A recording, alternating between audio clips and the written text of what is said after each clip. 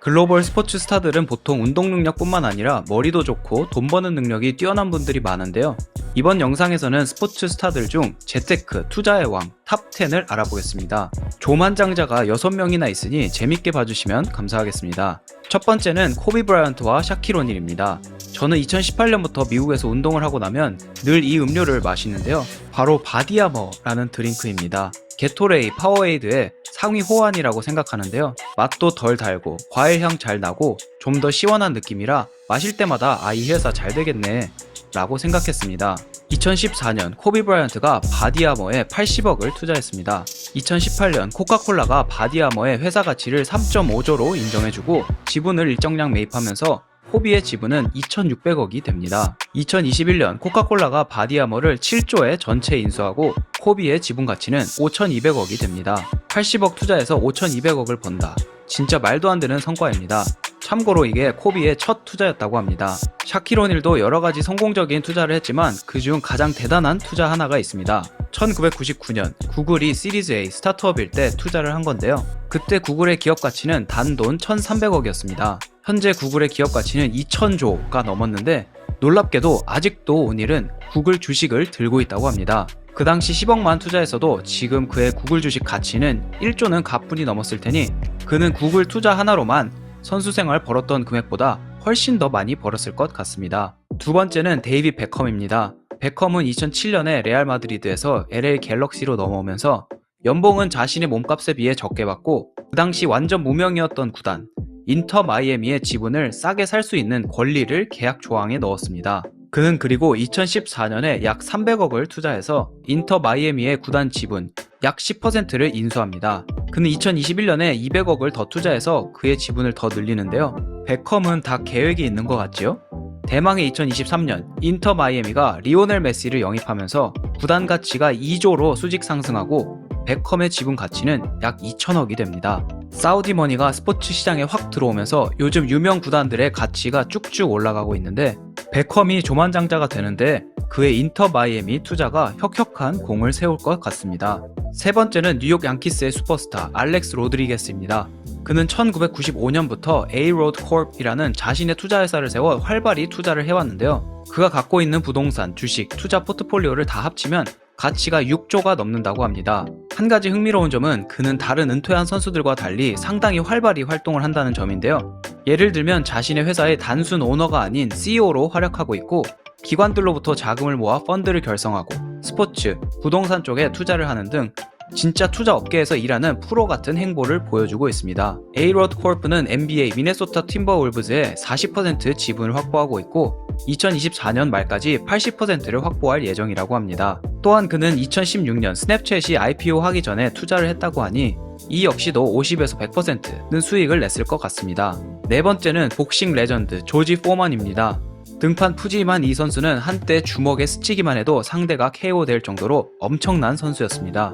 이분은 대단한 게 1차 은퇴 후 각종 투자 실패로 거의 파산 직전까지 갔다가 40대에 돌아와서 45세까지 헤비급 타이틀을 달고 계셨다는 점입니다. 놀라운 건 은퇴 이후인데요.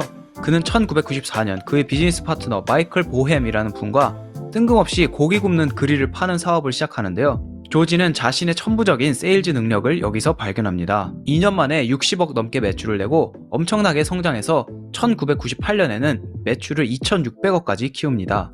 결국 그는 회사의 지분을 팔면서 4천억 가까이 챙기는데 요즘 돈으로 환산하면 1조는 거뜬히 넘을 것 같습니다. 다섯 번째부터는 모두 조만장자들인데요. 바로 최근에 조만장자가 된 로저 페더러입니다. 근데 페더러의 자산 중 테니스 경기 상금으로 얻은 금액은 10% 정도밖에 안 되는 거 아시나요? 그는 2018년 유니클로와 무려 10년 4천억의 스폰서십 계약을 체결합니다. 37세 선수가 10년 계약이라니 유니클로는 은퇴 후에도 페더러의 주가가 높을 것이라 예상해서 이 계약을 체결했습니다. 그리고 그는 2018년 나이키를 떠나 스위스의 떠오르는 신발 회사 온과 스폰서십 계약도 하고 지분도 3% 취득합니다.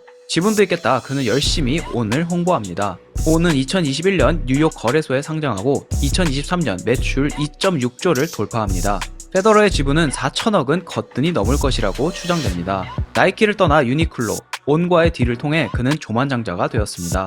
이외에도 페더러는 짜잘하게 롤렉스, 벤츠, 루이비통 등의 후원을 받고 있습니다.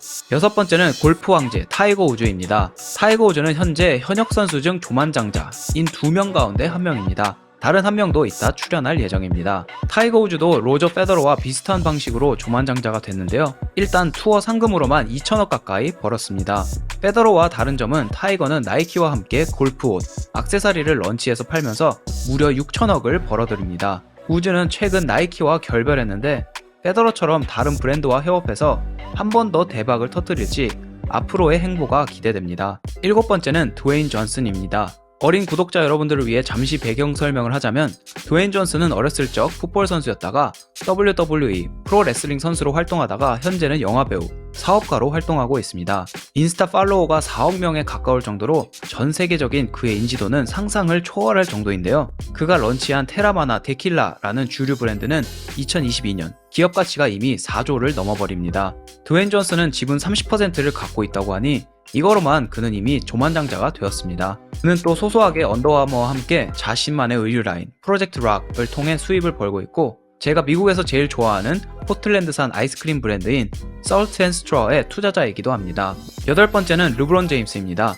타이거 우즈와 함께 현역 선수 중 조만장자인 단 2명 중 1명인데요. 그의 성공적인 투자는 비치 바이 트레의 한 초기 투자부터 시작됩니다. 켄드릭 퍼킨스는 한 팟캐스트에서 르브론은 비치 바이가 2013년 애플에 4조에 매각될 때 거의 1조를 벌었을 것이라고 말했습니다.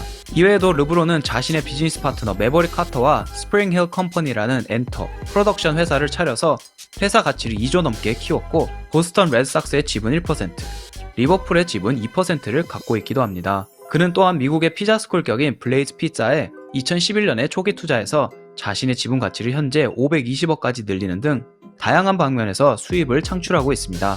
아홉 번째는 매직 존슨입니다. 매직 존슨은 구단 가치가 6조가 넘는 LA 다저스의 지분 2.3%, 구단 가치 약 8조인 NFL의 워싱턴 커맨더의 지분 4% 등 많은 스포츠 구단의 지분을 갖고 있는데요. 사실 그의 가장 수익률 높은 투자는 지루한 투자였습니다.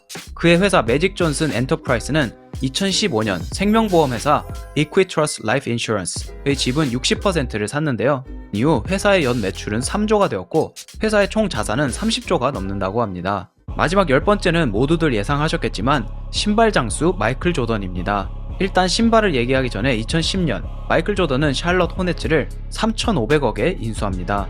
그리고 2023년 그는 무려 4조의 샬럿 호네츠를 팝니다. 이미 3조 넘게 벌었죠. 조던은 또한 모든 조던 신발 판매의 5%를 로열티로 받습니다. 스포츠 선수 역대 최고의 계약인데요. 작년에만 조던 신발은 8조어치 팔렸고 나이키 전체 매출의 무려 16.4%를 차지했습니다. 조던은 신발 판매로만 매년 3천억, 4천억은 쉽게 버니 그는 신발 장수가 맞는 것 같습니다. 여러분은 어떤 선수의 재테크가 가장 기억에 남으시나요? 댓글로 공유해주시면 감사하겠습니다. 오늘도 끝까지 시청해주셔서 감사하고 다음에 또 재밌는 에피소드로 찾아뵙겠습니다. 감사합니다.